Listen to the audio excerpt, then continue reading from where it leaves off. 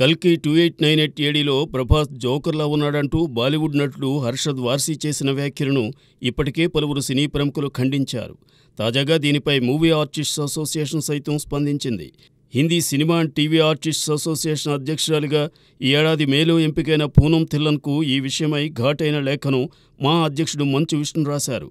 ఒకే పెద్ద కుటుంబంలో ఉన్న మనం ఇలాంటి కుత్సితమైన వ్యాఖ్యలు చేసుకోవడం ఎంతమాత్రం సమంజసం కాదని, ఇలాంటి సంఘటనలు పునరావృతం కాకుండా కఠినమైన చర్యలు తీసుకోవాలని విష్ణు ఈ లేఖలో కోరాడు. దీనిపై పూనం థిల్లాన్ హర్షద్ వార్సీ ఎలా స్పందిస్తారో చూడాలి. తాను చేసిన వ్యాఖ్యలను హర్షద్ వార్సీ వెంటనే వెనక్కి తీసుకుని ప్రభాస్కు, కల్కి టీంకు క్షమాపణలు చెప్పాలని కొందరు డిమాండ్ చేస్తున్నారు. డిఫరెంట్ కంటెంట్ చిత్రాలకు ప్రేక్షకాదరణ ఎప్పుడూ ఉంటుందని తెలుగు ప్రేక్షకులు మరోసారి కమిటీ కుర్రోళ్లు చిత్రంతో నిరూపించారు. సీనియర్ నటీనటులతో పాటు 11 మంది హీరోలు, 4 హీరోయిన్స్ను తెలుగు సినిమాకు పరిచయం చేస్తూ మేకర్స్ చేసిన ఈ ప్రయత్నానికి ప్రేక్షకుల నుంచి అద్భుతమైన స్పందన వచ్చింది. ఆడియన్స్, విమర్శకులతో పాటు సినీ సెలబ్రిటీ నుంచి అభినందనలు అందుకుంటూ సినిమా బాక్సాఫీస్ దగ్గర జోరు చూపిస్తోంది. ఇప్పటికే సినిమా అన్ని ఏరియాస్లో బ్రేక్ ఈవెన్ సాధించిన ఈ చిత్రం 15.6 కోట్ల కలెక్షన్స్ సాధించింది. ఇప్పుడు ఈ సినిమా విజయవంతంగా 3వ వారంలోకి అడుగుపెట్టేసింది. 2వ వారం కంటే 3వ వారంలో సినిమా ప్రేక్షకాదరణ పొందుతుండడం విశేషం. నీహారిక కొనిదెల సమర్పణలో రూపొందిన ఈ సినిమాకు యదువంశీ దర్శకుడు. 2 తెలుగు రాష్ట్రాల్లో దీన్ని వంశీ నందిపాటి విడుదల చేశారు. కమిటీ కుర్రాళ్ళు సినిమాను ప్రేక్షకులు థియేటర్లలోనే చూసి ఆదరించాలని, శాటిలైట్, ఓటీటీ హక్కులను ఇంకా ఎవరికీ ఇవ్వలేదని చిత్ర యూనిట్ చెబుతోంది. అయితే ఈ సినిమా ఓటీటీ హక్కులు ఆహా సంస్థ తీసుకున్నట్టు తెలుస్తోంది. GA2 బ్యానర్ నుండి వచ్చిన తాజా చిత్రం ఆయ్ కూల్ బ్రీత్ తరహాలో సాఫీగా సాగిపోతోంది. ఈ వినోదాత్మక చిత్రానికి ప్రేక్షకులు గౌరవప్రదమైన విజయాన్ని కట్టబెట్టారు.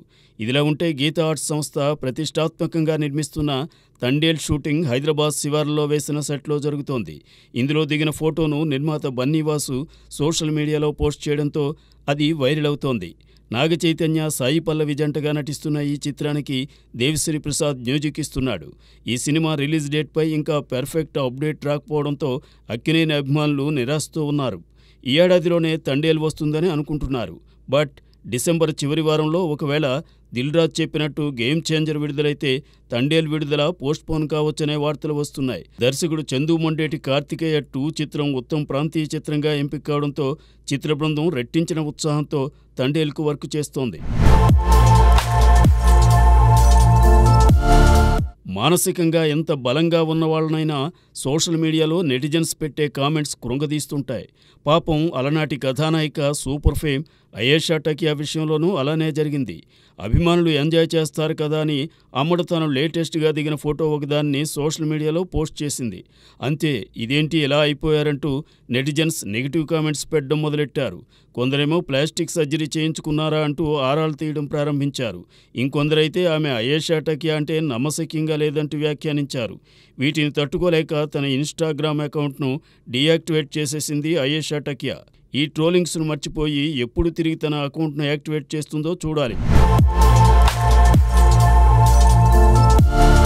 దక్షిణాది చిత్రాలతోనే కెరీర్ ప్రారంభించిన తాప్సీ పన్ను ఆ పైన ఉత్తరాదిలో తన సత్తాను చాటుకుంది.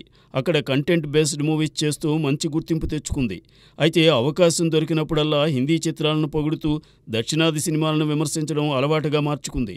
ఉత్తరాదిలో కూర్చున్న చాలామంది దక్షిణాది చిత్రాలు గొప్పగా ఆడుతున్నాయని భ్రమపడుతుంటారని, కానీ అక్కడా బోలెడని సినిమాలు మొదటి వారంలోనే వెనక్కి వెళ్ళిపోతున్నాయని అక్కసు వెలగక్కింది. అలానే దక్షిణాది చిత్రాల మేకింగ్ ఓ పద్ధతిగా జరుగుతుందని చెప్పే మాటలను తాను అంగీకరించనని తెలిపింది. ఏ రోజున సౌత్ ఇండియన్ మూవీస్లో తనకు బౌండ్ స్క్రిప్ట్ ఇవ్వలేదని, డైలాగ్ పేపర్ను మాత్రమే ఇచ్చేవారని, హిందీలో డేవిడ్ ధావన్ సైతం తనకు చష్మే బద్దోర్ మూవీకి బౌండ్ స్క్రిప్ట్ ఇచ్చారని తెలిపింది.